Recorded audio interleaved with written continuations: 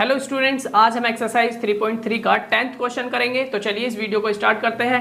10th question है हमारा, बताइए कैसे यह आकृति एक समलंब है। समलंब यानी ट्रेपीजियम, इसकी कौन सी दो भुजाएं समांतर हैं।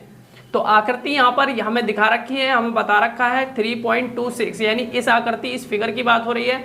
तो चलिए इसे कैसे करते हैं मैं आपको बताता हूँ। यहाँ पर आप देख सकते हो पहली बात तो कि ये वाला जो एंगल है वो हमारा 100 डिग्री है और ये वाला 80 डिग्री है। और ये KLMN ये हमारे पास क्या दे रखा है, एक समलंब दे रखा है। और ये हमें इसमें क्या बताना है कि कौन सी दो भुजाएं हैं जो इसकी समांतर हैं। तो यहाँ पर मैंने इस फिगर को बना लिया है और यहाँ पर मैंने लिखा है चूंकि 100 + 80 बराबर कितना हो जाएगा, 180 हो जाएगा। तो 100 और 80 को जोड़ा कितना, 180 आ गया।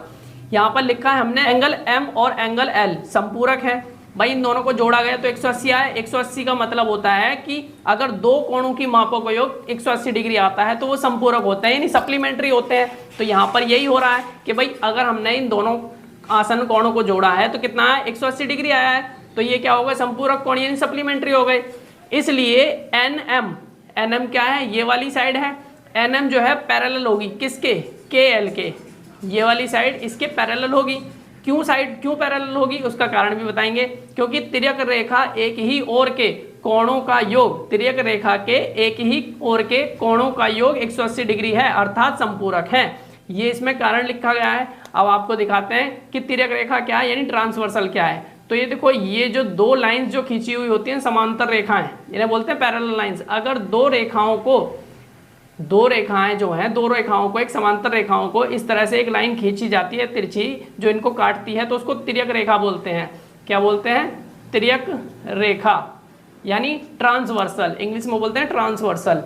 तो जब ऐसी रेखा खींची जाती है तो ये वाला कोण और ये वाला कोण एक ही ओर के जो अंतः कोण होते हैं उनकी मापों का जो योग होता है वो 180 डिग्री होता है, यानी ये कोण संपूरक होते हैं। जब ये कोण संपूरक है, यहाँ पर भी देख सकते हो, हमने अभी मैंने अभी आपको बताया कि अगर दो समांतर रेखाओं को एक तिर्यक रेखा काटती है तो उसके जो अंदर के जो कोण होते हैं एक ही तरफ के, उनका योग 180 डिग्री होता है। 180 डिग्री यानी वो संपूरक होते हैं।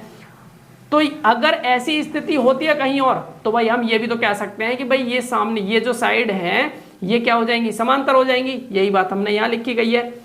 भाई ये जो ML दिखाई दे रही है आपको, ये क्या है, ये और ये, इसको कौन काट रहा है। अगर मैं इसको आगे ऐसे बढ़ा देता हूँ आगे, तो आप देख सकते हो ऐसे करके ये लाइन बन जाएगी।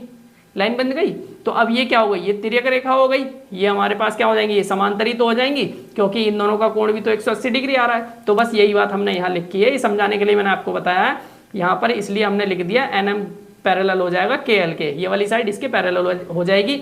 और यही हमें बताना था कि हमें क्या बताना था, हमें ये बताना था बताइए कैसे यह आकृति एक समलंब है, इसकी कौन सी दो भुजाएं समांतर हैं। तो इसकी दो भुजाएं समांतर ये वाली हैं। तो और हमने रीजन भी बता दिया। तो ये 10th क्वेश्चन था। नेक्स्ट क्वेश्चन करेंगे 11th क्वेश्चन अपना नेक्स्ट वीडियो।